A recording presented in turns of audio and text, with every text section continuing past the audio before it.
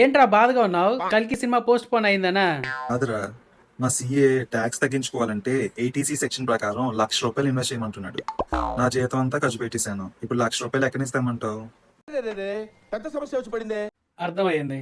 అవును, అదే ఐటీసీ ప్రకారం హెచ్ఆర్ చూపించుకోవచ్చు కదా 1 లాక్ వరకు. పర్ మంత్ సమ్ 8,000 రూపీస్ అలా రెంట్ రిసిప్ట్స్ పెట్టే. గొప్ప చెప్పేవాలే. నేను ఉండేది మా సొంత ఇంట్లో. ట్యాక్స్ రిసిప్ట్స్ ఎక్కడి నుంచి పట్టుకొస్తాను?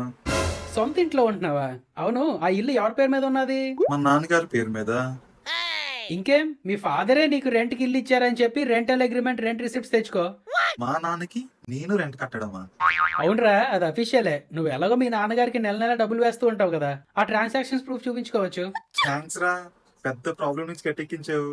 ఉత్తి థ్యాంక్స్ ఏనా? పార్టీ లేదా పుష్ప? కల్కి మూవీ 9 పార్ట్స్ ఒకటి కదా, అన్ని రిలీజ్ అయ్యాక అప్పుడు కనిపించు. అలాగేనా?